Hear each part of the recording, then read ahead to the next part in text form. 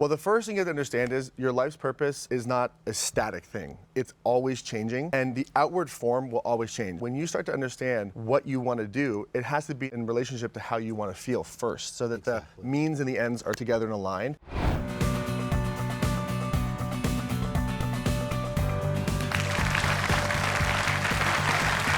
Welcome back. You're watching the Partha Nandi Show. And what a super exciting show today. You know, my guests live life with passion and purpose, but it wasn't always like that for them. So if you're someone who feels stuck in a rut or says to yourself, if only, or I'm not good enough, this next hour could truly make a difference to the life you choose and deserve to live. And my first guest, Mastin Kipp, he's a good friend of mine and is the author of the best-selling book, Claim Your Power, a 40-day journey to dissolve the hidden blocks that keep you stuck. And the one and only Oprah compares him to teachers like Deepak Chopra, and this young global motivator has already transformed the lives of 2 million people.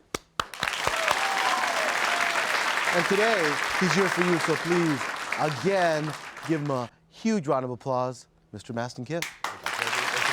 Hey, that's awesome.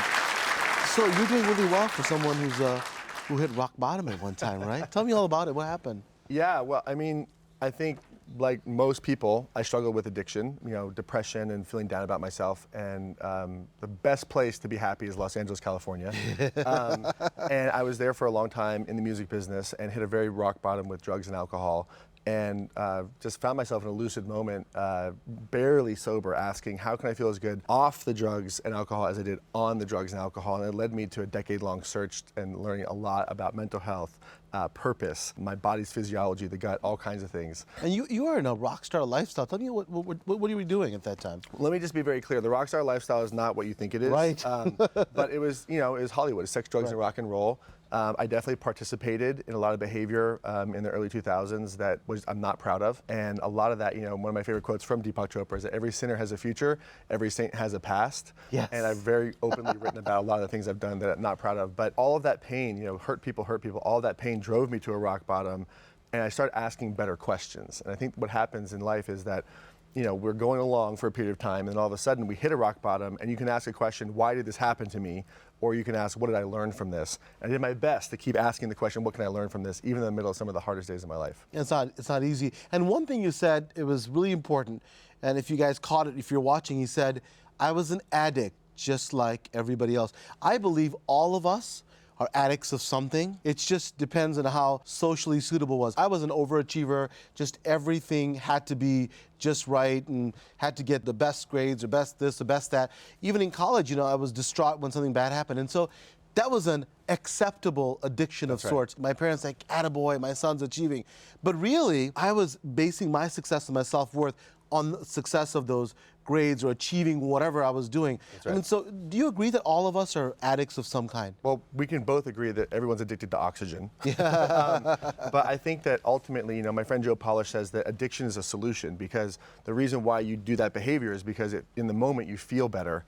Joseph Campbell has a great quote. He talks about following your bliss. Yes. I think people confuse addiction with following your bliss, because following your bliss is not hedonism. It's not my bliss is sugar or alcohol or approval from my parents.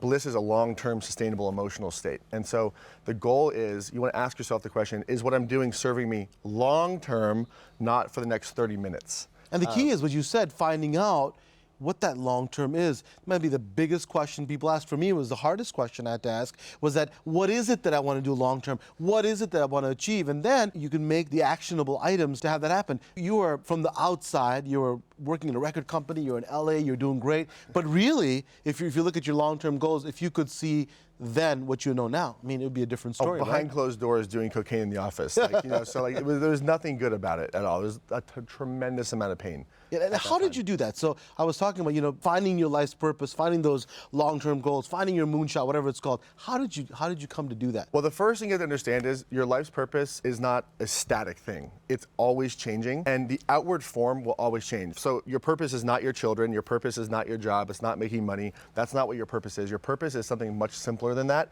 Ultimately, it's an emotional state. We set goals because we want to feel a certain way.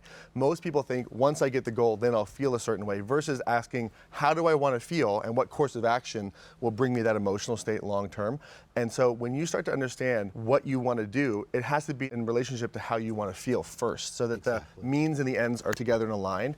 And the idea that you're going to find your passion, that is the thought that's holding everybody back, because if you sit around and wonder, what's my passion? You're focused on yourself.